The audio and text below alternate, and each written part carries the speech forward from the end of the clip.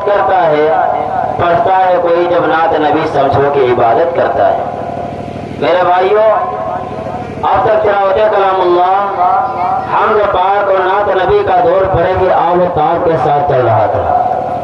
تو آئیے اب میں چاہتا ہوں کہ میں آپ حضرات کو اس بیان و خطابت کے ماحول میں لیے چلتا ہوں جہاں آپ حضرات علماء کرام کے ناصحانہ کلمات اور مواعظ حسنہ سے مستفیض ہوتے رہیں گے۔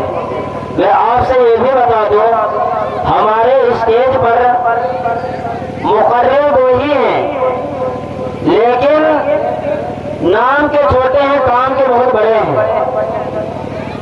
ان کا یہ کہنا ہے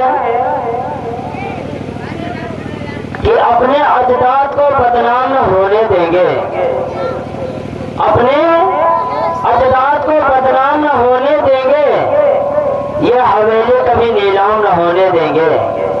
کون سی حویلی؟ یہی تو تمہارے سامنے بنی ہوئی ہے اور جس میں ہم اور آپ بیٹھے ہوئے ہیں، کہ اپنے اجداد کو بدنام نہ ہونے دیں گے، یہ حویلی کبھی نیلام نہ ہونے دیں گے۔ ارے دیکھنا ہے تو دیکھ حکومت دے کر، دیکھنا ہے تو دیکھ کبھی حکومت دے کر ہم کسی شہر میں کوحرام نہ ہونے دیں گے۔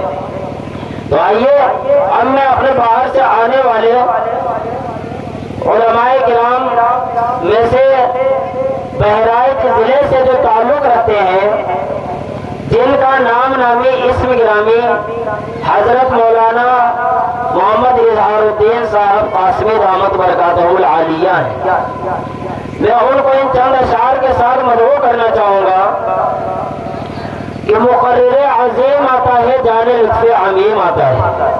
ارے مسلمانوں کبھی تو سبحان اللہ بول دیا کرو، ایسا لگ رہا ہے کہ ہم مردوں کو سنایا جا رہا ہے۔ اگر زندہ ہو تو زندہ جیسا ثبوت ہو، اگر مردے ہو تو ثبوت کی کوئی ضرورت ہی نہیں، خود پتا چل جائے گا۔ ایمان والے ہو، یہ پروگرام کیوں کیا جاتا ہے؟ تمہارے ایمان کو مضبوط اور ٹھوس بنانے کے لیے کیا جاتا ہے۔ جب آپ ہی لوگ کہتے ہیں کہ باہر سے مقرر بلاؤ، جب باہر سے مقرر بلایا جاتا ہے، نعت خواہ بلایا جاتا ہے، تو اس کی حوصلہ افزائی بھی کرو۔ نہیں کرنا ہے تو کرنا پڑے گا، جو کہ ہم آپ سے کروا کے مانیں گے۔ ہم آپ کی بات مانتے ہیں، آپ کو ہماری بات ماننی پڑے گی، کیونکہ آپ نے آواز دی، انہوں نے لبیک کہا۔ آپ نے کہا کہ ہم آپ کو آواز دیتے ہیں بڑے پیار کے ساتھ۔ آپ ہی نے تو ان سے کہا تھا کہ ہم آپ کو آواز دیتے ہیں بڑے زور کے ساتھ، آپ ہماری آواز میں اپنی آواز ملا دے بڑے پیار کے ساتھ۔ تو یہی پیار کی دعوت لے کر کے آپ کے پاس آئے ہیں۔ وہ ایسے مقرر کے لیے ابھی کوئی عمر بھی زیادہ نہیں ہوئی ہے، نوجوانان مقرر ہیں، لیکن کام اتنے بڑے بڑے کر رہے ہیں، اتنی بڑی محنت کر رہے ہیں، اتنا بڑا دین کا کام کر رہے ہیں۔ اگر میں آپ کے سامنے بیان کرنے پر آ جاؤں تو ہو سکتا ہے یہ رات ختم ہو جائے اور میں ان کا تعارف آپ کے سامنے نہ کرا سکوں۔ بس میں اتنا ہی کہنا چاہوں گا کہ مقرر عظیم آتا ہے، جان لطف عمیم آتا ہے۔ مقرر عظیم آتا ہے، جان لطف عمیم آتا ہے۔ اہل محفل کو شادماں کرنے فکر و فن کا شمیم آتا ہے۔ مقرر عظیم آتا ہے، جان لطف عمیم آتا ہے۔ اہل محفل کو شادماں کرنے فکر و فن کا شمیم آتا ہے۔ مقرر ذوالفشا چلے آئیے، خطیب ذیشا چلے آئیے، مقرر ذوالفشا چلے آئیے، خطیب ذیشا چلے آئیے، لے کے جامع خطابت کی سر مستیاں، لے کے جامع خطابت کی سر مستیاں، واعظ اہل سنت چلے آئیے۔ اور میں اگر حضرت مولانا اظہار الدین صاحب قاسمی کے لیے اگر میں یہ شعر بولوں تو یہ بھی کم ہے کہ خطابت وجد میں آئے تو پھر ہتھیار بن جائے۔ یہ ان کے لیے بولنا ضروری ہے۔ جہاں یہ رہتے ہیں سب بدعتی علاقہ ہے، لیکن بدعتوں میں رہ کر کے جہاں پر شرک و بدعت عام ہو، یہاں پر تو ہم دیوبندیوں کے بیچ میں رہتے ہیں، اہل اسلام کے بیچ میں رہتے ہیں، اس وجہ سے ہمیں کوئی تکلیف نہیں ہوتی ہے، چاہے جو بھی بول دے، چاہے جو بھی کر لے، کوئی فرق نہیں پڑتا ہے۔ لیکن یہ ایسی شخصیات ہیں جو شرک اور بدعات کے بیچ میں رہتی ہے۔ میں ان کے لیے اگر یہ بھی بول دوں تو کم نہیں ہے کہ خطابت مسجد میں آئے تو پھر ہتھیار بن جائے، خطابت مسجد میں آئے تو پھر ہتھیار بن جائے، کبھی خنجر، کبھی نیزہ، کبھی تلوار بن جائے، کہ خطابت مسجد میں آئے تو پھر ہتھیار بن جائے، کبھی خنجر، کبھی نیزہ، کبھی تلوار بن جائے۔ خطابت کی گلفشانی مسلم ہے زمانے میں، خطابت کی گلفشانی مسلم ہے زمانے میں، یہ نجاشی کے آگے جعفر تیار بن جائے۔ حضرت والا تشریف لائے اور اپنے ناصحانہ کلمات اور اپنے مواعظ حسنہ سے ہم سب سامعین کو منور و مجلہ فرمائے۔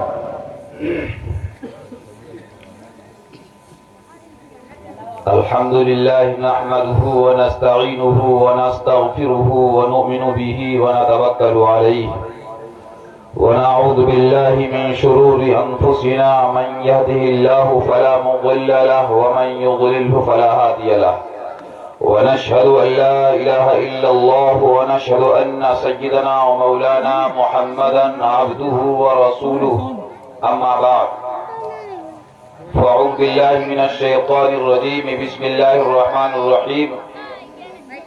لقد كان لكم في رسول الله أسوة حسنة. وقال في موضع آخر: لقد من الله على المؤمنين إذ بعث فيهم رسولا إنا نحن نزلنا الذكر وإنا له لحافظون. صدق الله العظيم. وقال النبي صلى الله عليه وسلم: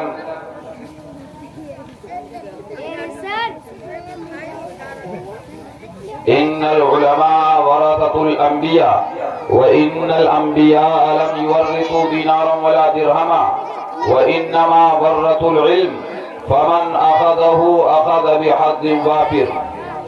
وقال عليه الصلاة والسلام: طلب العلم فريضة على كل مسلم. وقال عليه الصلاة والسلام: من سلك طريقا يلتمس فيه علما سهل الله له به طريقا إلى الجنة، أو كما قال عليه الصلاة والسلام. اپنے مرکز سے اگر دور نکل جاؤ گے، خاک ہو جاؤ گے، افسانوں میں کھو جاؤ گے.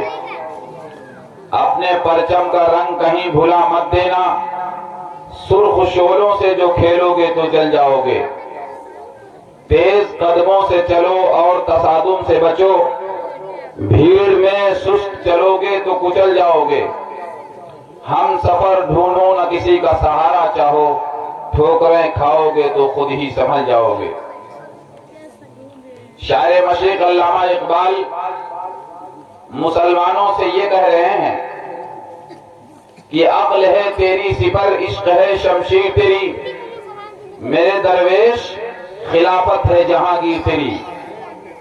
ما سوی اللہ کے لیے آگ ہے تکبیر تیری، تو مسلمان ہو تو تقدیر ہے تکبیر تیری. کی محمد سے وفا تو نے تو ہم تیرے ہیں، یہ جہاں چیز ہے کیا لوح و قلم تیرے ہیں. شاعر مشرق نے مسلم نوجوانوں کو خطاب کرتے ہوئے اس طرح فرمایا ہے: کبھی اے نوجوان مسلم تدبر بھی کیا تو نے، وہ کیا گردوں تھا تو جس کا ہے ٹوٹا ہوا تارا. تجھے اس قوم نے پالا ہے آغوش محبت میں، کچل ڈالا تھا جس نے پاؤں میں تاجے سرے دارا. غرض میں کیا کہوں تجھ سے کہ وہ صحرا نشی کیا تھے، جہاں گیرو جہاں دارا، جہاں بانو جہاں آرا. گوادی ہم نے جو اسلاف سے میراث پائی تھی، سریا سے زمین پر آسمان نے ہم کو دے مارا. بہت درد بھرے انداز میں مسلم نوجوانوں سے علامہ اقبال نے اس طرح بھی کہا ہے کہ تیرے صوفے ہیں افرنگی، تیرے کالی ہے ایرانی، لہو مجھ کو رلاتی ہے جوانوں کی تراسانی. امارت کیا شکوہ خسروی بھی ہو تو حاصل کیا، نہ زور حیدری تجھ میں نہ استغناء سلمانی، نہ ڈھونڈ اس چیز کو تہذیب حاضر کی تجلی میں کہ پایا میں نے استغنا میں معراج مسلمانی۔ عقابی روح جب بیدار ہوتی ہے جوانوں میں، نظر آتی ہے اس کو اپنی منزل آسمانوں میں۔ نہ ہو نومیدی زوال علم و عرفاں ہے، امید مرد مومن ہے خدا کے رازدانوں میں۔ نہیں تیرا نشیمن قصر سلطانی کے گنبد پر، تو شاہی ہے بسیرا کر پہاڑوں کی چٹانوں میں۔ محترم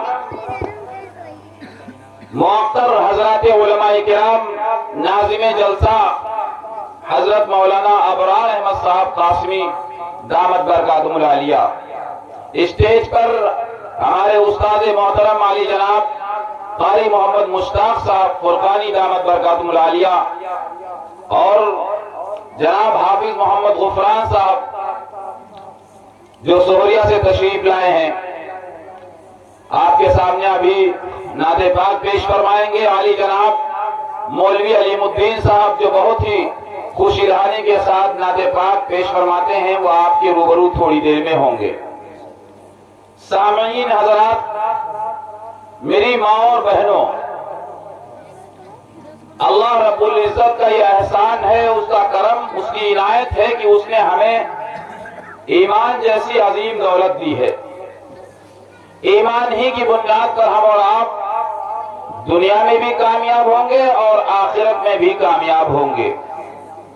اس لیے ہم اپنے آپ کو کمتر نہ جانیں، اپنے آپ کو گھٹیا نہ سمجھیں، اپنے آپ کو حقیر فقیر معمولی درجے کا مسلمان نہ جانیں، اس لیے کہ کامیابی اور کامرانی کا وعدہ اللہ نے اسی وقت فرمایا ہے جب آپ مومن ہوں گے، مسلمان ہوں گے، صاحب ایمان ہوں گے۔ اللہ نے فرمایا وَأَنْتُمُ الْأَعْلَوْنَ إِن كُنتُم مُؤْمِنِينَ، اگر تم مومن ہوگے تو تم ہی غالب رہو گے، تم ہی کامیاب رہو گے۔ اگر مومن نہیں ہو، مسلمان نہیں ہو، تمہارے اندر ایمان نہیں ہے، تو تم ناکام ہو، نامراد ہو۔ تو یہ اللہ کا بڑا احسان ہے، اس کا فضل ہے کہ اس نے ہم کو مومن بنایا، مسلمان بنایا ہے۔ ایمان کی عظیم دولت سے ہمیں سرفراز فرمایا ہے۔ اس لیے مسلمان چاہے جس درجے کا ہو، غریب ہو، جھونپڑی میں رہنے والا ہو، بھوکا ہو، ننگا ہو، اگر وہ مسلمان ہے تو اسے اپنے آپ کو کمزور، معمولی، حقیر، فقیر، ناتواں نہیں سمجھنا چاہیے۔ لیکن آج ہم سب مسلمان جن حالات سے گزر رہے ہیں اور جس ماحول میں ہم جی رہے ہیں، تمام مسلمان کا ذہن و دماغ کچھ اس طرح بن چکا ہے کہ ہماری نہ دنیا میں عزت ہو رہی ہے، نہ ہمیں لگ رہا ہے آخرت میں بھی کچھ ملنے والا ہے۔ ایسا محسوس کرتا ہے مسلمان، ایسا کچھ بھی نہیں ہے۔ یہ دنیا باقی ہے آپ کی وجہ سے، آپ کے سجدوں کی وجہ سے، آپ کی رکوع کی وجہ سے، آپ کی نماز سے، آپ کے روزے سے، آپ کی زکات سے، آپ کے حج سے، آپ کے قرآن سے، آپ کی حدیث سے، آپ کے ایمان ہونے سے یہ دنیا قائم ہے۔ یہ تو بہت عام بات ہے، ہم اور آپ سنتے آ رہے ہیں کہ جب تک ایک بھی اللہ اللہ کہنے والا اس دنیا میں باقی رہے گا، تب تک اللہ اس دنیا کا نظام یوں ہی چلاتے رہیں گے، یہ حضور فرما رہے ہیں۔ اور جب ایک بھی اللہ اللہ کہنے والا دنیا میں باقی نہیں رہے گا، تب اللہ رب العزت اس دنیا کا نظام درہم برہم کر دے گا، قیامت برپا کر دے گا۔ تو آپ اندازہ لگائیے کہ ایک مومن مسلمان کی قدر و قیمت اللہ کے یہاں کتنی بڑی ہے۔ تو جب اللہ کے یہاں ہماری قدر و قیمت ہے، تو پھر ہم اپنے آپ کو گھٹیا کیوں سمجھنے لگے؟ ہم کیوں اپنے آپ کو مامینا سمجھیں؟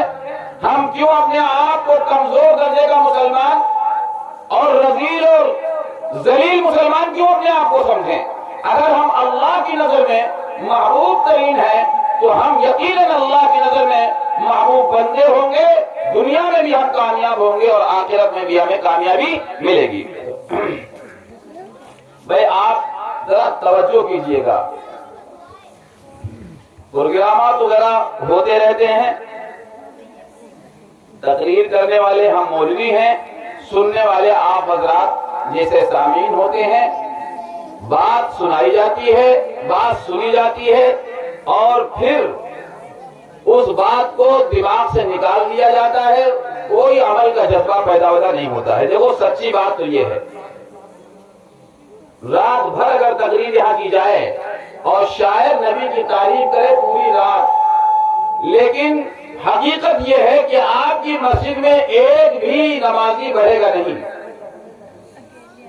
کیا مطلب ہے بھائی اس کا؟ اس تقریر کا مطلب پھر کیا نکلا؟ اور جو حضور کی نعت سن کر کے ہم جھوم رہے تھے، اس کا مطلب کیا نکلا؟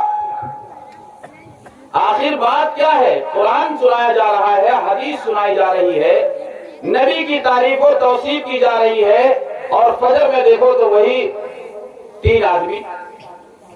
اثر کیوں نہیں بھائی؟ کیا بات ہے؟ بتائیں گے کچھ آپ؟ مسلسل آپ علاج کراتے ہیں، اور اگر مریض ٹھیک نہیں ہوتا ہے تو پھر ڈاکٹر بدل دیا کرتے ہیں۔ کچھ ہم اپنی زندگی کو بدلنے کی کوشش کریں، اپنے آپ کو بدلنے کی کوشش کریں۔ اللہ فرماتا ہے ان اللہ لا یغیر ما بقوم حتی یغیروا ما بانفسہم۔ خدا نے آج تک اس قوم کی حالت نہیں بدلی، نہ ہو جس کو خیال آپ اپنی حالت کے بدلنے کا۔ باتوں سے نہیں بدلی ہے کسی قوم کی تقدیر، بجلی کے چمکنے سے اندھیرے نہیں جاتے۔ آپ ارادہ نہیں کریں گے تو پوری رات بیٹھے رہے، آپ تقریر سنتے رہیں، فجر میں آپ شریک نہیں ہو پائیں گے، نماز نہیں پڑھ پائیں گے۔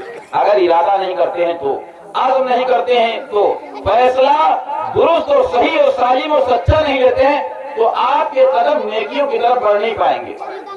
سننے سنانے کا عمل یہ کوئی آج کا نہیں ہے، بہت پرانا ہے۔ اس لیے ہم ذرا اپنا مزاج عمل کا مزاج بنائیں، تب تو ہوگا میرے بزرگوں فائدہ، ورنہ یہ رات کالی ہو جاتی ہے، نتیجہ کچھ نہیں نکلتا ہے۔ کریں گے انشاءاللہ عمل، انشاءاللہ کریں گے بھائی، نوجوان ساتھی عمل کریں گے۔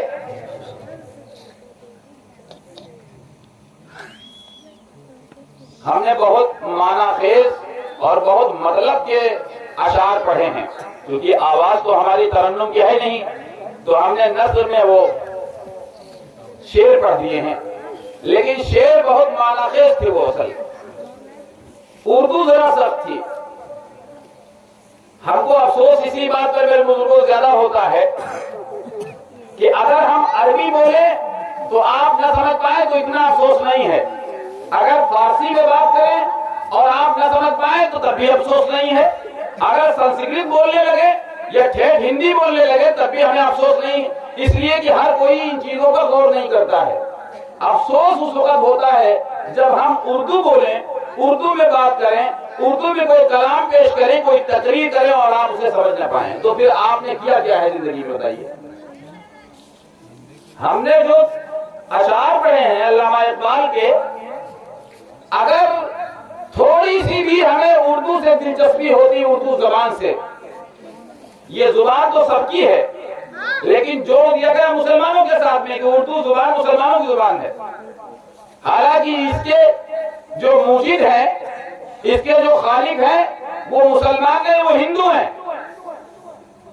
اردو زبان سے ذرا سی بھی اگر انسیت ہمیں ہوتی تو جو اشعار ہم نے پڑھے ہیں یہ 4-6 گھنٹے کی تقریر ہے، بات سمجھ میں آ جاتی، پھر آپ کی یہ رات کالی نہ ہوتی۔ بس 2-4-10 اشعار سن کر کے پورا مطلب اور مفہوم سمجھ لیتے آپ اور اپنے گھر کو چلے جاتے، پھر ضرورت نہیں تھی کہ پوری رات بیٹھتے۔ لیکن افسوس، سب افسوس کہ ہم اردو بھی نہیں سمجھ پاتے ہیں، انگلش نہ سمجھ پائیں، انگریزی نہ سمجھ پائیں، عربی نہ سمجھ پائیں، سنسکرت نہ سمجھ پائیں، لیکن اللہ کے بندے ہم کم سے کم اردو تو سمجھیں۔ مسلمانوں کے مقام کو، مرتبے کو، ان کی رفعت و بلندی کو اللہ کے نبی جناب محمد عربی صلی اللہ علیہ وسلم نے جس طرح بیان فرمایا ہے کہ ایک مومن کی شان کیا ہے، اور اللہ نے ایک مسلمان مومن کی شان کو جس طرح بیان فرمایا ہے، آپ ذرا اندازہ لگائیں، غور کیجئے گا کہ اقبال یہ کہہ رہے ہیں کہ اے مسلمان، تجھ کو اللہ نے 2 قوتیں عطا فرمائی ہیں، ایک قوت عقل کی قوت ہے، دانشمندی کی قوت ہے، ہوشیاری کی اور چالاکی کی قوت ہے، اور ایک ہے تیرے اندر عشق کی قوت. یہ دو قوتیں اور دو طاقتیں تجھے اللہ نے عنایت فرمائی ہیں. ایک قوت اور ایک طاقت تیرے پاس عقل کی ہے. تجھے اللہ نے ایسی عقل سلیم عطا کی ہے, ایسی شاندار تجھے عقل و دانشمندی دی ہے کہ دنیا کا کوئی بھی وار, دنیا کا کوئی بھی حملہ کرنے والا حملہ کرے گا, تو اپنی عقل اور اپنی دانش سے اس حملے سے بچ جائے گا. اور تیرے اندر اللہ کی محبت اور اس کی معرفت اس درجے رکھی ہے اللہ رب العزت نے کہ تو اس دولت کو ہاتھ میں لے کر کے پوری دنیا پر حکومت کرے گا. تیری حالت اگرچہ فقیری کی ہوگی, غریبی کی ہوگی. سمجھ رہے ہیں آپ پیبند لگے ہوئے کپڑوں میں بھی پوری دنیا پر حکومت کر سکتے ہیں. اور یہ اسی وقت ہو سکتا ہے جب آپ اللہ سے جڑ جائیں اور اللہ کی معرفت آپ کو حاصل ہو جائے اور اللہ کی محبت آپ کو حاصل ہو جائے. ورنہ جن حالات سے ہم اور آپ گزر رہے ہیں اور جو کام مسلمان کر رہا ہے سماج اور معاشرے میں, اپنی آبادی اور بستی میں, اپنے محلے میں, اپنے گھر والوں کے ساتھ, اپنے رشتہ داروں کے ساتھ, اپنے خاندان والوں کے ساتھ ایسے ایسے کام گھناؤنے مسلمان کر رہا ہے کہ وہ پنچی کے نائب بھی نہیں ہے. پردھان تو دور رکھو, اسلام نہیں ہے وہ کہ اسے پنچ بنایا جائے, اسے بی ڈی سی بنایا جائے, اسے پردھان بنایا جائے. جبکہ یہ مسلمان پنچ اور پنچولیاں کے لیے نہیں آیا تھا, یہ بی ڈی سی اور پردھانی کے لیے نہیں آیا تھا. یہ مسلمان پوری دنیا پر حکومت کرنے کے لیے آیا تھا. تاریخ گواہ اس بات کی. لیکن ہمارے اخلاق, ہمارے کردار بد سے بدتر ہو گئے ہیں. ہم حکومت سے خارج کر دیے گئے ہیں, نکال دیے گئے ہیں, اور ہم اس درجے پر پہنچے ہیں کہ حکومت کے کرنے والوں کے دروازوں پر بھیک مانگنے کا کٹورا لے کر کھڑے ہوئے ہیں کہ ہمیں بھیک دیجیے. یہ بھیک نہیں تو اور حل کیا؟ یہ راشن جو آپ پا رہے ہیں ہر روز ہر مہینے جو کوٹے دار کے دروازے پر دستک دیتے ہیں, ہم دیتے ہیں, ہماری لڑکی دیتی ہے, ہماری بہن دیتی ہے, ہماری بیوی دیتی ہے, یہ آخر ہے کیا؟ یہ بھکاری نہیں ہے تو پھر اور کون ہے؟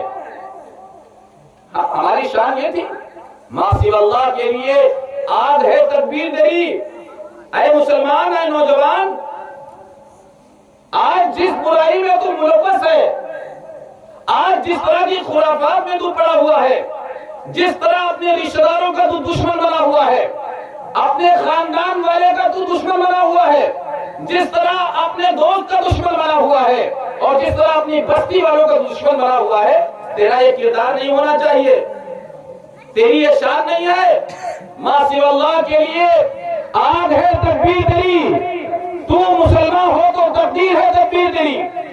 اے مسلمان, اگر تیرے اندر سچائی ہے, تیرے اندر صداقت ہے, تیرے اندر ایمانداری ہے, تو یہ بات یاد رکھ کہ تیری زبان سے نکلی ہوئی تکبیر اللہ اکبر کافی ہے پوری کائنات کو جلانے کے لیے, پوری کائنات کو ختم کرنے کے لیے. تیری زبان سے نکلی ہوئی تکبیر اللہ اکبر ہی کافی ہے. ما سوی اللہ کے لیے آگ ہے تکبیر تیری. تو مسلمان ہو تو تقدیر ہے تکبیر تیری. اگر سچ مچ میں تو مسلمان بن جا تو پھر جو تیری پالیسی ہوگی, جو تیری تدبیر ہوگی, جو تیری فکر ہوگی, جو تیری سوچ ہوگی, جو تیری سمجھ ہوگی, جو تو چاہے گا وہی اللہ کر دے گا, وہی تیری تقدیر بن جائے گی. خودی کو کر بلند اتنا کہ ہر تقدیر سے پہلے خدا بندے سے خود پوچھے بتا تیری رضا کیا ہے. منزلیں خود آگے قدم چومتی ہیں, مسافر اگر اپنی ہمت نہ ہارے. نگر تقدیر کا شکوہ مقدر آزماتا جا, ملے گی خود بخود منزل, قدم آگے بڑھاتے جا. یہ ہماری شان تھی, لیکن ہم نے اس کو کھویا ہے, ہم نے اس کو ضائع کیا ہے, ہم نے اسے برباد کیا ہے, ہم نے اسے تباہ کیا ہے. اس لیے آج ہم ذلیل و خوار ہو رہے ہیں, اس لیے آج ہم رسوا ہو رہے ہیں, آج فریادی بن کر دوسروں کے دروازے پر کھڑے ہیں اور ہماری کوئی فریاد سننے والا نہیں ہے. کیوں حکومت کا رونا رو رہے ہیں ہم کیوں دوسرے پر الزام رکھ رہے ہیں؟ ہم دیکھ لیں ہمارا معاملہ ہمارے بھائی کے ساتھ کیا ہے, ہم دیکھ لیں کہ ہمارا معاملہ ہمارے رشتہ دار کے ساتھ کیا ہے, ہم دیکھ لیں کہ ہمارا معاملہ ہمارے والدین کے ساتھ کیا ہے, ہم دیکھ لیں کہ ہمارا معاملہ پڑوسی سے کیا ہے, ہم دیکھ لیں کہ ہمارا معاملہ ہمارے خاندان کے افراد سے کیسا ہے, گاؤں اور بستی کے لوگوں کے ساتھ کیسا ہے. ہم کو دیکھ لیں. ویسے تو ہر آدمی ہر آدمی اپنی صفائی دینے پر آمادہ ہے، اور وہ صفائی اس انداز میں دیتا ہے کہ ابھی ہم آسمان سے ٹپکے ہوئے ہیں، جبرائیل ہمیں اتار کر بھی گئے، ہم اتنے پاک صاف۔ اقبال کہتے ہیں کہ تم ہو آپس میں غضبناک، وہ آپس میں رحیم، تم ہو آپس میں غضبناک، وہ آپس میں رحیم۔ تم مسلمانوں ایک دوسرے پر غصہ کرنے والے ہو، ایک دوسرے سے ٹکرانے والے ہو، ایک دوسرے سے جنگ و جدل کرنے والے ہو، لڑائی جھگڑا کرنے والے ہو، تنازع کرنے والے ہو۔ تمہارا کام یہ ہے، اور صحابہ کرام کا کام کیا تھا؟ تم ہو آپس میں غضبناک، وہ آپس میں رحیم، ایک دوسرے پر رحم کرنے والے تھے۔ تم ہو آپس میں غضبناک، وہ آپس میں رحیم۔ تم خطاکار و خطابی، تمہاری بدماشی اور مکاری یہ ہے کہ تم خطائیں کرتے بھی ہو، تم خطائیں کرتے بھی ہو اور دوسروں کی خطاؤں پر نظر بھی رکھتے ہو۔ کہاں سے آ رہا ہے؟ کیا کر کے آ رہا ہے؟ اس نے کیا کیا ہے؟ کیوں کیا ہے اس نے؟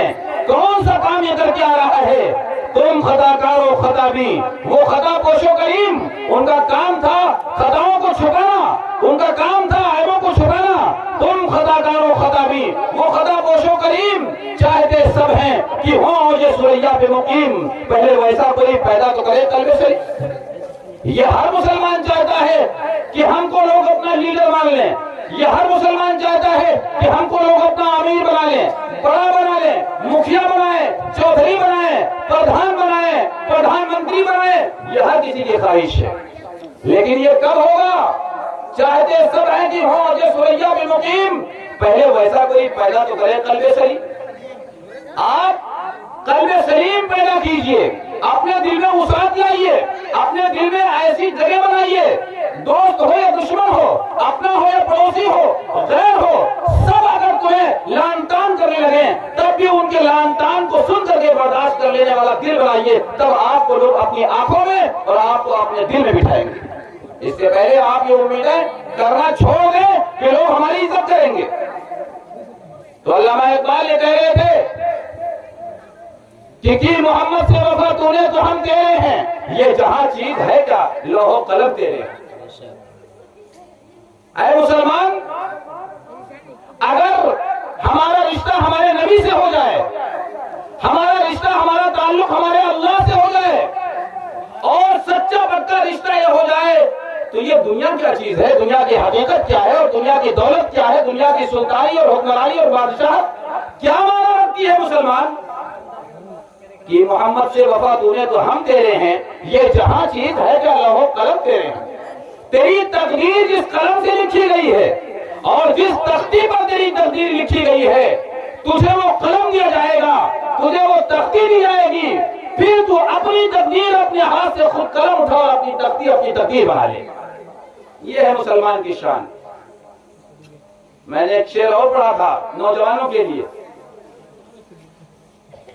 ان بیچاروں کو کیا خبر ہے، ان کو پتہ ہی کیا ہے یہ پیدا کس لیے ہوئے تھے۔ آج جس طرح کی تباہی اور بربادی سماج میں، مکاری اور بدماشی، اور جس طرح جھوٹ اور مکر و فریب، زناکاری، شراب نوشی جس طرح عام ہو رہا ہے، اگر اسے ختم نہیں کیا گیا اور اس پر ختم کرنے کی محنت نہیں کی گئی تو آنے والی یہ نسل مسلمان چھوڑو، یہ مسلمان نہیں بلکہ یہ مرتد ہو کر مرے گی، جس طرح یہ خرافات کے ملوث اور مبتلا ہے۔ ہم کیا جانیں کہ ہماری اولادیں کیا کر رہی ہیں، ہم کیا جانیں کہ ہماری اولادیں کہاں جا رہی ہیں، ہم کیا جانیں ہماری اولادیں کیا کر رہی ہیں۔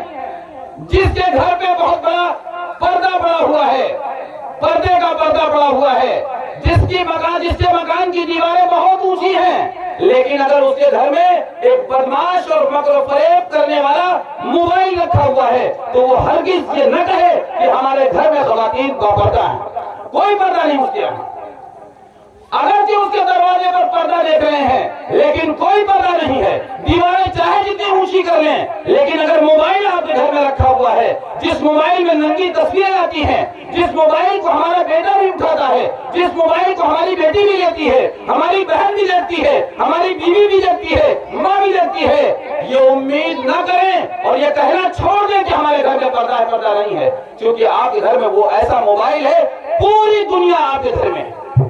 کہاں سے پردہ ہوگا؟ پردہ تو دروازے پہ پڑا ہوا ہے، جہاں سے لوگوں کی نظریں پڑیں گی، لوگوں کی نظریں پڑیں اور چھپ جائیں، یہ تو پردہ کہلاتا ہے۔ لیکن خود اگر کوئی نظریں ڈال رہا ہے ایسی چیزوں پر جو با پردہ ہونی چاہیے نظریں، کیا وہ پردہ نہیں ہے؟ وہ بھی تو پردہ ہے۔ اس لیے میرے بزرگوں، میرے دوستوں، آپ اس بات کو اچھی طرح جانتے ہیں، نوجوان سنو، آپ کے سردار حضرت حسن اور حضرت حسین ہوں گے جنت میں، آپ کے سردار حضرت حسن اور حضرت حسین ہوں گے جنت میں نوجوانوں، اور ہر جمعہ میں امام صاحب کھڑے ہو کر سیدہ شباب اہل الجنہ الحسن والحسین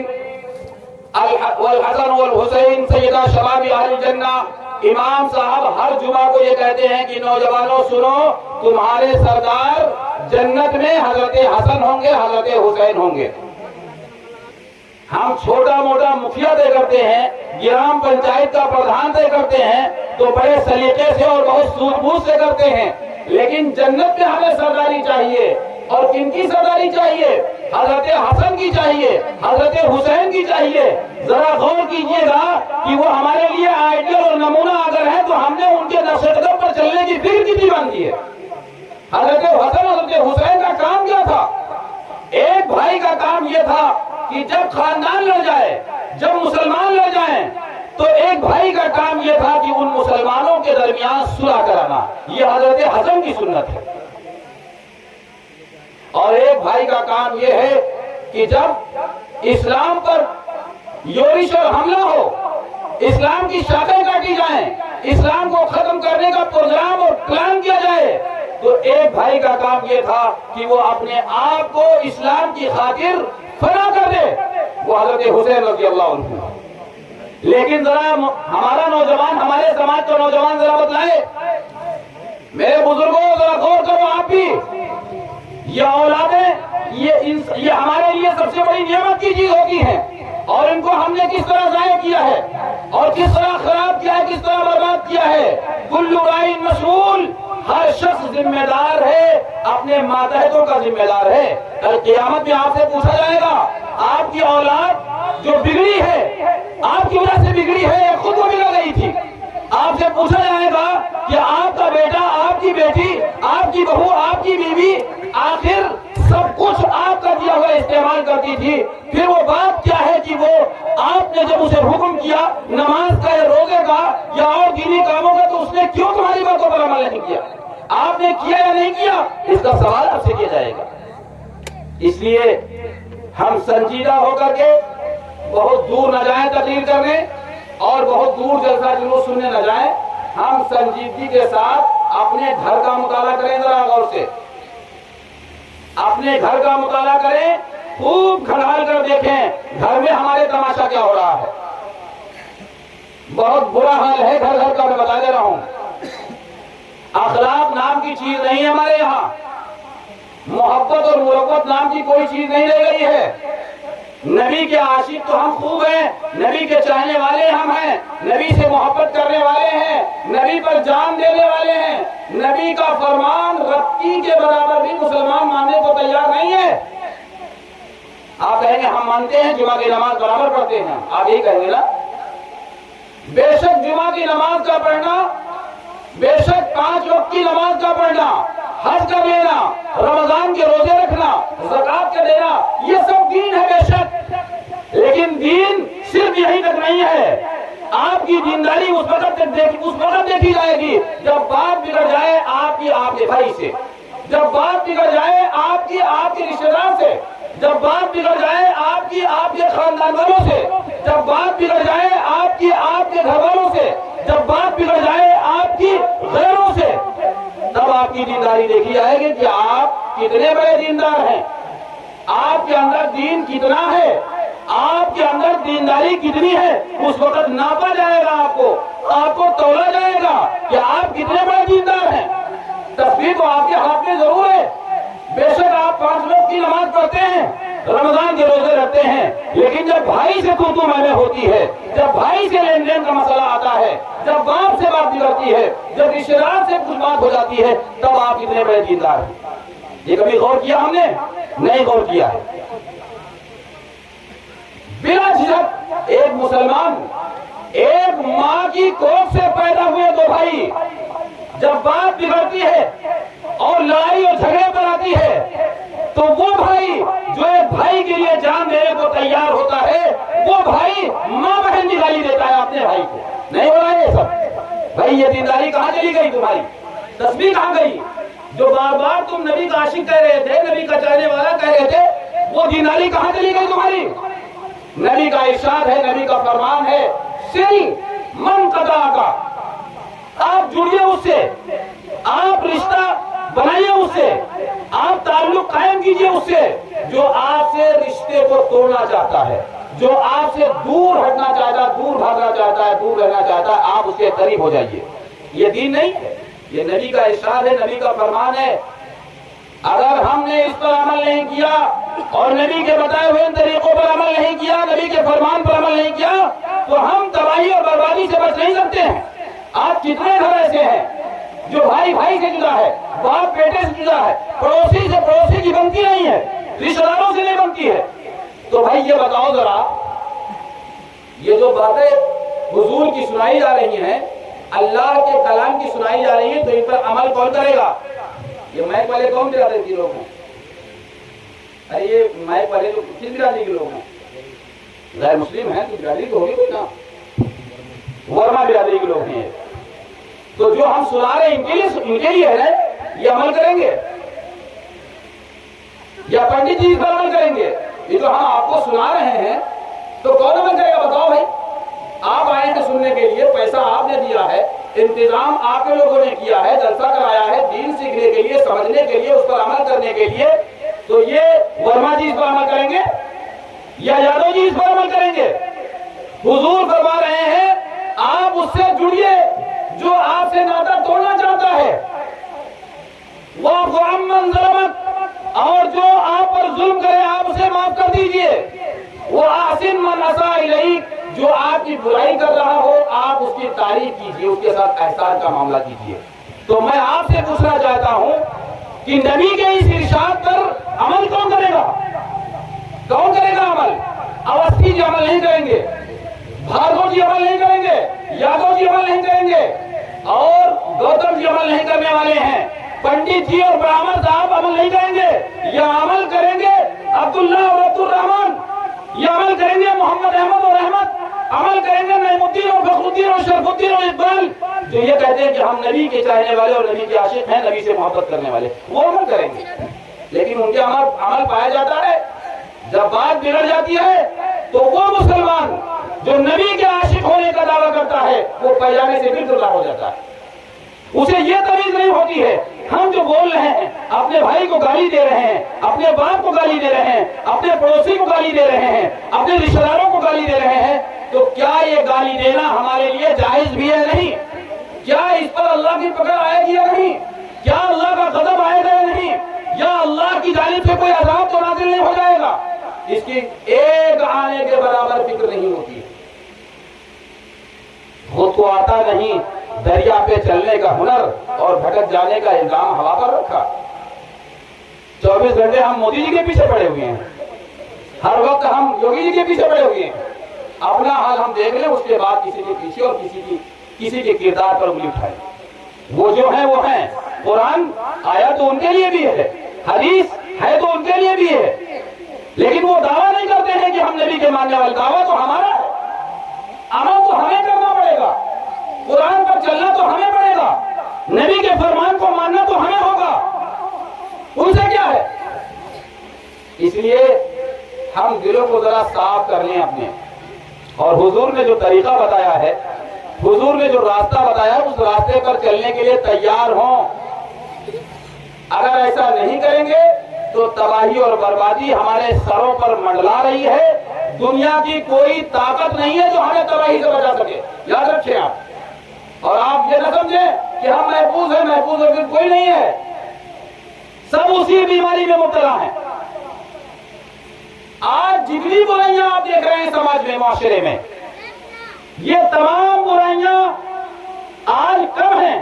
حضور جب دنیا میں تشریف نہیں لائے تھے تو یہ تمام برائیاں حضور کی آمد سے پہلے تھی۔ حضور جب دنیا میں تشریف لائے تب بھی یہ برائیاں تھیں، اور آج سے کئی گنا زیادہ برائیاں تھیں۔ ایک بات بتائیں آپ کو، آپ سن رہے ہیں؟ سنیں آپ لوگ،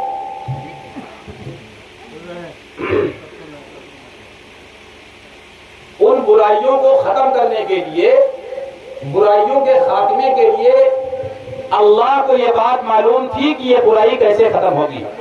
آج آپ کے سماج میں شراب پی جاتی ہے، زنا ہوتا ہی نہیں ہوتا ہے، چوریاں ہوتی نہیں ہوتی ہیں، جھوٹ بولا جاتا ہے نہیں بولا جاتا ہے، مکاری اور دجالی ہمارے سماج میں، معاشرے میں ہے یا نہیں؟ بتائیے آپ، ہے؟ یہی برائیاں حضور علیہ السلام کے زمانے میں بھی تھی، لیکن آج لڑکی زندہ زمین میں دفن نہیں کی جاتی ہے، اور اس دور میں لڑکی زندہ زمین میں دفن کر دی جاتی تھی، اس لیے کہ لوگ ہمارے داماد نہ بننے پائیں اور ہم کسی کے سسر اور خسر نہ بننے پائیں، اس لیے لڑکی ہی کو دفن کر دو، نہ رہے بانس نہ بجے بانسری۔ اتنی بڑی برائی تھی، اور انہی عورتوں کو، انہی ماں اور بہنوں کو جنہوں نے نبی کی سنتوں کا مذاق اڑایا ہے، نبی کی سنتوں کا جنازہ جنہوں نے نکال دیا ہے، انہی عورتوں کا حال عرب کے اندر کچھ اور تھا، اور کیسر و کسریٰ کے ہاں ان کا حال کچھ اور تھا۔ حال اتنا خراب تھا کہ جس طرح ایک سبزی فروش بازار میں سبزی بیچتا ہے، ایسے عورتوں کو باقاعدہ منڈی میں لے جا کر بیچا جاتا تھا، لوگ انہیں خریدتے تھے اور ان سے خواہش نفس پوری کرتے تھے اور پھر انہیں چھوڑ دیا کرتے تھے۔ ان عورتوں کا حال یہ تھا۔ حضور جب دنیا میں تشریف لائے تو ان کے مقام کو بڑھایا، ان کے مرتبے کو بڑھایا، اور سماج اور معاشرے میں ان کو عزت بخشی نبی نے۔ لیکن سب سے زیادہ اگر نبی کی سنتوں کا مذاق اڑایا ہے، اور سب سے زیادہ اللہ کی کتاب کا مذاق جس نے اڑایا ہے، سب سے زیادہ نبی کے فرمان کا مذاق جس نے اڑایا ہے، وہ مذاق اڑانے والی یہی ماں اور بہنیں۔ جتنی خرافات ان سے ہو سکتی ہے کسی بھی تقریب میں چھوڑنے کو نام نہیں لے رہی۔ مجھے تو اتنی تکلیف، اس قدر مجھے تکلیف ہوتی ہے اللہ کی پناہ، یقین جانیے اندر سے بہت زیادہ میں درد رکھتا ہوں اس معاملے میں کہ عورت جس کو پیغمبر نے مقام اور مرتبہ دیا ہو، رتبہ اور بلندی بخشی ہو، اسی نے اپنے نبی کی سنتوں کا جنازہ نکالا۔ آج ایک نئی رسم نکالی ہے، عورتیں پہنانے جائیں گی، جس بچے سے رشتہ ہو رہا ہے اس کو پہنانے جاتی ہے باقاعدہ، پھر وہ تمام سامان اس لڑکے کے گھر میں سجاتی ہے، رکھتی ہیں باقاعدہ۔ یہ میں نے اپنی آنکھوں سے دیکھا ہے، میں کسی سنی سنائی بات نہیں کر رہا ہوں۔ پھر اس گھر کے تمام نامحرم بیٹھتے ہیں باقاعدہ، اور پھر یہ عورت جو 50 کلومیٹر سے 1 2 4 6 گئی ہیں، باقاعدہ سونے کی انگوٹھی نکال کر کے اس لڑکے کی انگلی میں پہناتی ہیں، یہ کے بعد دیگرے مٹھائی کھلائیں گی۔ اتنی بے غیرتی، اتنی بے شرمی، اتنی بے حیائی اس وقت ہمارے یہاں عام ہو چکی ہے، ایک آنے کے برابر مسلمان کو اس بات کی فکر نہیں ہے کہ ناجائز ہو رہا ہے۔ ہم تو یہ بات کہا کرتے ہیں کہ اللہ کے بندے، اگر تجھے زیادہ گانا بجانے کا زیادہ شوق ہے تو تو جا کر کے ندی کے کنارے بجا لے، تو جا کے جنگل میں بجا لے، تو کہیں اور پہاڑ پر جا کر کے بجا لے اور سن لے، اپنی گیس نکال لے، لیکن گانے اور باجے کو نبی کی سنت کے ساتھ مت جوڑ، ورنہ تو مسلمان ہی نہیں رہ جائے گا۔ لیکن اتنا تماشا انہوں نے بنا رکھا ہے، اتنی بکواس اس میں داخل کر رکھی ہے، اتنی خرافات داخل کر دی ہے کہ جوان لڑکیاں 35 36 37 38 40 سال کی لڑکی میں نے دیکھی ہے۔ آج بھی ایک گھر میں 4 لڑکیاں ہیں اور ان کی شادی، ان کا نکاح نہیں ہو رہا ہے، اس بنیاد پر کہ ان کے پاس انتظام نہیں ہو رہا۔ کون عمل کرے گا؟ عمل ہم کریں گے، دعویٰ ہمارا ہے اسلام پر چلنے کا، دعویٰ ہمارا ہے نبی سے محبت کرنے کا، دعویٰ ہمارا ہے قرآن پر عمل کرنے کا، تو عمل ہم ہی کریں گے۔ میں یہ عرض کر رہا تھا کہ یہ تمام برائیاں حضور کے زمانے میں تھی، اللہ کو یہ بات تو معلوم تھی کہ یہ برائیاں کیسے ختم ہوں گی، معلوم تھی یہ بات؟ نہیں معلوم تھی؟ بتائیے آپ بتائیں، یہ بات معلوم تھی اللہ کو؟ किसी को नहीं मालूम थी, लेकिन ये बात अल्लाह को मालूम थी ये बुराइयां कैसे खत्म होंगी। समाज में जो नौजवान जिना करने पर पूरी तरह तैयार बैठा हुआ रहता है, मौका मिले और हम जिना करें, मौका मिले हम शराब पिए, मौका मिले हम झूठ बोलें, मगर फरेब करें, हर वक्त तैयार बैठा रहता है। इस बुराई के खात्मे के लिए आप बताएं कि अल्लाह को मालूम था कि ये बुराइयां कैसे समाज से खत्म होंगी। अगर ये बुराई थाने के अफसरान से खत्म होती तो अल्लाह रब्बुल इज्जत दुनिया में थानों का इंतजाम कर देता और थानों में कोतवाल को बिठा देता और उनसे कहता घसीट कर लाओ, 2-4 पट्टे मारो और शराब की, जिना की, बदकारी की, बदमाशी की, मक्कारी की, दज्जाली की बुराई से खत्म करो। हो जाता नहीं हो जाता? अगर इससे खत्म होने वाली नहीं थी तो अल्लाह को यह बात मालूम थी कि ये बुराई कैसे खत्म होगी। तो अल्लाह को अगर ये बात मालूम थी कि बुराई कैसे, अगर बुराई खत्म होती समाज की मंत्री जी से, विधायक जी से, प्रधान जी से, पंच जी से, बीडी जी से, मुखिया से, चौधरी से, अगर ये बुराई खत्म होती तो अल्लाह रब्बुल इज्जत बहुत तरीके से इंतजाम फरमा देता, प्रधानमंत्री को उतारता, एमपी को उतारता, मंत्रियों को उतार देता, गांव देहात के पंचों को उतारता और बीडीसी उतार देता और प्रधान और मुखिया और चौधरी को उतार देता कि जाओ इन सबको सही कर दो, ये बुराइयां इनके अंदर से खत्म कर दो।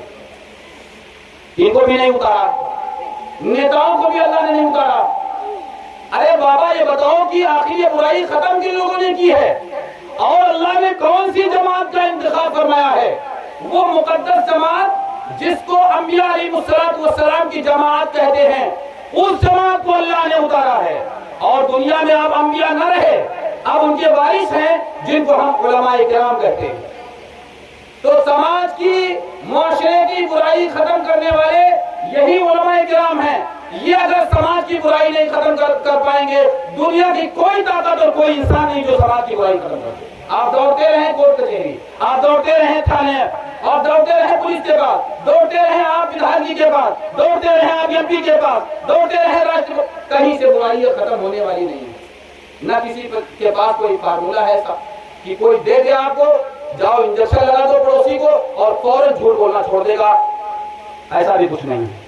ये उलमाए किराम है जो समाज से बुराई खत्म करेंगे। लेकिन हम उलमाए किराम को कुछ मालूम नहीं है। भाई देखो, हम लोग किताबों के कीड़े होते हैं, मदरसे में पढ़ते हैं, हमको समाज से क्या मतलब है, हमको गांव देहात की बुराइयों से क्या मतलब, हम कुछ जानते थोड़े हैं, हमारी आंखें बंद रहती हैं क्योंकि हम इतने मुख्तसर से निजाम के पले बड़े होते, हमको पता है।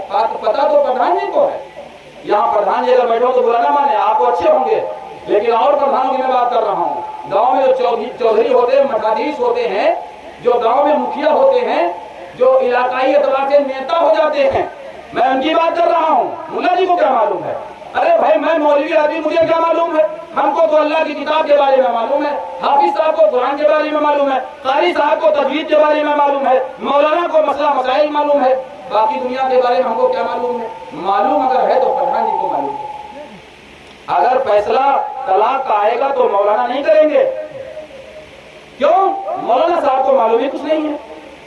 फैसला तो करेंगे प्रधान जी जो नंबर 1 जाहिल है, फैसला की फा से भी वाकिफ नहीं है, तलाक की ता से भी वाकिफ नहीं है, लेकिन फैसला यही करेंगे इसलिए कि गांव के मुखिया हैं। लोग समझते हैं कि अगर ये फैसला कर देंगे तो बिल्कुल फैसला कुरान और सुन्नत के मुताबिक होगा।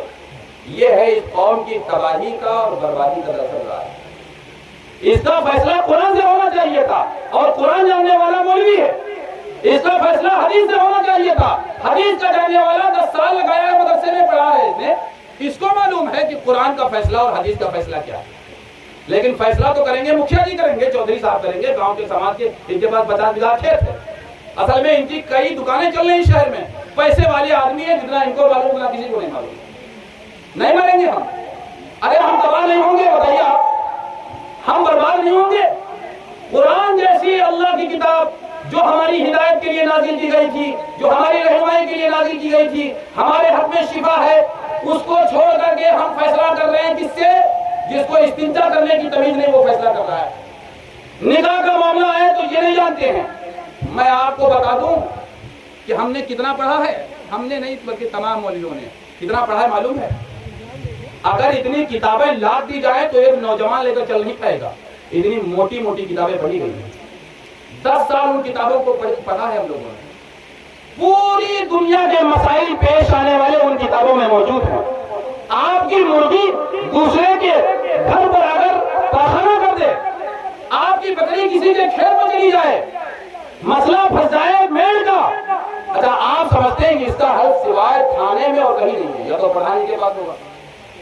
इतनी बेवकूफी और इतनी बेअक्ली की बात मुसलमान और ये समझदार इंसान कर रहा है। अगर मुर्गी ने तुम्हारे दरवाजे पर पाखाना कर दिया है और लड़ाई की सूरत बन रही है तो इसका भी मसला कुरान और सुन्नत में मौजूद है। अगर मसला पेड़ का फंस जाएगा, इसका भी मसला कुरान और सुन्नत में मौजूद है। लेकिन तब जब आप आएंगे, बुरा मत मानिएगा, हम घूम फिर करके मौलवी बने हैं और बहुत कायदे से हम अंदर तक घुसे हुए हैं इस कौम में। हम जानते हैं अच्छी तरह कितना बुरा हाल चल रहा है, ठीक है। इतने मजमे में 100 आदमी कम से कम होंगे, एक आदमी भी, हमारा काम है ऑपरेशन करना, ठीक है। आला लगाते हैं, आपकी बीमारी आपको बता देते हैं। अगर बीमारी ऐसी है कि आपको हलाक करते बगैर ऑपरेशन के काम नहीं होगा तो ऑपरेशन भी आपका किया जाएगा, दवा आप करते रहिएगा। मैं कह रहा था कि समाज और मुआशरे की बुराई खत्म होगी तो कुरान और सुन्नत से होगी। तो इतना बड़ा मजमा बैठा है, नौजवान भी बैठे हुए हैं, बुजुर्ग भी बैठे हुए हैं, माएं और बहनें भी बैठी हुई हैं। इनमें से कोई एक खड़ा होकर के बता दे कि हम किसी इमाम के पास गए, किसी मौलाना के पास गए, किसी हाफिज साहब के पास गए और हमने उससे कहा, हाफिज साहब असल में हम झूठ बहुत बोलते हैं, हमारे अंदर बदनजरी की आदत बहुत है, हमारे अंदर जिनाकारी की, फुहाशी की, मक्कारी की लतें बहुत हैं, शराब पीने की आदत पड़ गई है, पड़ोसी को सताने की आदत हो गई है, जुल्म ज्यादती करने की आदत हो गई है। कोई ऐसा वजीफा बता दीजिए, कोई ऐसी आयत बता दीजिए, कोई ऐसा नबी का फरमान, नबी का कौल बता दीजिए जिसको हम पढ़ करके हमारी ये बुराइयां खत्म हो जाएं। आप पूरे मजमे में एक आदमी बता दे कि हम गए थे, कहीं कभी गए हैं इस पूरी जिंदगी में, और ये बात इमाम साहब से कही है, इमाम साहब बताइए। मेरे भाइयों, मेरे बुजुर्गों, एक आदमी नहीं मिलेगा इस तरह गांव में तलाश किए हुए जो कहे कि हमने जुल्म किया था, इमाम साहब कोई रास्ता बताओ कि अल्लाह हमारे गुनाह को माफ कर दे। एक आदमी नहीं मिलेगा। क्यों? अरे बाबा, तुम्हारे सर में जब दर्द होता है तो डॉक्टर के पास जाते हो दवा करा, इलाज कराने के लिए, तुम्हारे पेट में दर्द होता है तो इलाज के लिए डॉक्टर के पास जाते हो। तो बात क्या है कि तुम्हारी रूह को लगी हुई बीमारी है, तुम इसका इलाज क्यों नहीं करा रहे हो? सरकार पेट का दर्द तुम्हारे जिस्म को हलाक और बर्बाद करेगा, तुम्हारी रूह में लगी हुई बीमारी, और रूह की बीमारी क्या है मालूम है? हसद करना, गीबत करना, चुगलखोरी करना, षड्यंत्र रचना, साजिश करना, सताने का प्लान बनाना, वो और बुग़्ज़ और अदावत और हसद और दुश्मनी पालना, ये तमाम बीमारियां रूहानी बीमारियां कहलाती हैं। अगर इनका इलाज आपने नहीं किया तो आप रूहानी एतबार से हलाक होंगे, बर्बाद होंगे, गोया कि आप बेईमान होकर के मरेंगे और दुनिया से रुखसत होंगे। इसलिए सर का दर्द और पेट का दर्द, पैर में जख्म हो जाए, अगर पथरी बन जाए तो इसका इलाज बाद में कराओ, इससे मरोगे तो तुम्हारी आखिरत खराब नहीं होगी, लेकिन रूह में लगी हुई बीमारी से अगर मर गए तो तुम्हारी आखिरत खराब हो जाएगी। इसलिए सबसे पहला काम आप ये करें कि जब भी कोई झगड़ा हो जाए, जब भी कोई फसाद बर्पा हो जाए, बात बिगड़ जाए, तो दोनों भाई आकर के किसी आलिम के पास खिदमत में हाजिर हो जाएं कि आलिम साहब, हम इस बात पर लड़ बैठे हैं, आप कुरान खोलिए, नबी का फरमान देखिए, सहाबा किराम के नुकूस देखिए, आप उसके मुताबिक फैसला कर दीजिए, हम दोनों भाई मानने को तैयार हैं। करेगा कोई? नहीं, इसको अभी खबर नहीं है, और वो बैठे हुए हैं वहां कोतवाली, कोतवाली वाले को खबर नहीं, वो बैठा हुआ है लखीमपुर में कोर्ट में। ये हम मुसलमानों का काम है। जिसके लिए कुरान काफी था, जिसके लिए नबी का फरमान काफी था, वो मुसलमान यहाँ भटक रहा है, वहां भटक रहा है, वहां फैसला करा रहा है। हो जाएगा फैसला? फैसला नहीं होगा, तबाही होगी, बर्बादी होगी, रुसवाई होगी, जिल्लत होगी, इसके अलावा हाथ लगने वाला नहीं। इसलिए मेरे बुजुर्गों, मेरे दोस्तों, इलाज जब भी कराए तो हम मौलवियों से कराना सीखे। आप ज्यादा चक्कर में मकादीशों के ना पड़े, इन जाहिलों के चक्कर में मत पड़े, जिसको शऊर एक आने के बराबर नहीं है, कुरान और सुन्नत का एक आने के बराबर उसको इल्म नहीं है, और फैसला बैठा वो कर रहा है। नीम हकीम खतरे जान, नीम मुल्ला खतरे ईमान। अगर आधे डॉक्टर से جس کو علم نہیں ہے اور اس سے آپ علاج کرائیں گے تو آپ سمجھ لیجیے کہ آپ کی جان خطرے میں ہے۔ اور اسی طرح ملا اگر آدھا ہوگا، زیادہ دین کی باتیں اس سے سیکھنے کا کام کرو گے تو یہ سمجھ لو کہ ایمان خطرے میں ہے۔ اس لیے فیصلہ جب بھی کرائیں آپ، چاہے جتنا بڑا فیصلہ ہو، چاہے جتنا بڑا معاملہ ہو، وہ تمام معاملات اور تمام فیصلے اللہ کے نبی جناب محمد عربی صلی اللہ علیہ وسلم نے کیے ہیں، صحابہ سے کرایا ہے، قرآن میں موجود ہیں، حدیث میں موجود ہیں، صحابہ کے اجماع میں موجود ہیں۔ اگر آپ اس سے فیصلہ کرائیں گے تو آپ راحت پائیں گے، سکون پائیں گے، آپ کو چین ہوگا، اور اس سے ہٹ کچھ کریں گے تو تباہ ہوں گے، برباد ہوں گے، رسوا ہوں گے، ذلیل ہوں گے۔ یہ بات یاد رکھیں۔ اس لیے میرے بزرگوں، میرے دوستوں، تو برائی ختم کہاں سے ہوگی؟ ان علماء سے ختم ہوگی۔ علماء کہاں بنیں گے؟ مدرسے میں بنیں گے۔ مدرسہ کہاں کہاں ہے؟ مدرسہ ہر بستی میں پائے جاتے ہیں۔ مدرسہ آپ کا بھی یہ بنا ہوا ہے، ماشاءاللہ۔ ایک بڑا کام آپ یہاں خود ہی ہو رہا ہے۔ آدمی ہلکا پھلکا سمجھ رہا ہے اس کام کو۔ ہم مسلمان بیچارہ کرے تو کیا کرے، اتنے مسائل میں الجھا ہوا ہے۔ میں تو کہتا ہوں بابا اگر آپ نوٹ نہ دے سکے تو ووٹ دے دیجیے۔ آپ سمجھ رہے ہیں ہماری بات؟ ایک مولانا کو، بڑھیا عالم کو، جو سنت پر عمل کرنے والا ہو، دین پر عمل کرنے والا ہو، جو جانتا ہو کہ حرام کیا ہے، حلال کیا ہے، جو جانتا ہو کہ غریبوں کے حقوق کیا ہیں، آپ اس عالم کو اگر نوٹ نہ دے سکے تو ووٹ دے دیجیے، بس آپ فرصت پا جائیں گے۔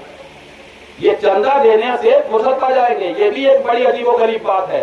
اس وقت چندہ کرنے والے ایک نہیں آئیں گے، کم سے کم سینکڑوں ملیں گے آپ کے دروازے پر۔ کہاں آپ 2-2, 4-4, 6-6 کلو آپ دھان دیں گے؟ بھائی آپ ووٹ دے دیجیے کسی کو، اور ایسے کو دیجیے ووٹ جو یقیناً اللہ والا ہو، جو سمجھتا ہو غریبوں کا حق کیا ہے، بس آپ اسے فرصت پا جائیں گے۔ یہ بات بڑی عجیب لگ رہی ہوگی آپ کو نا۔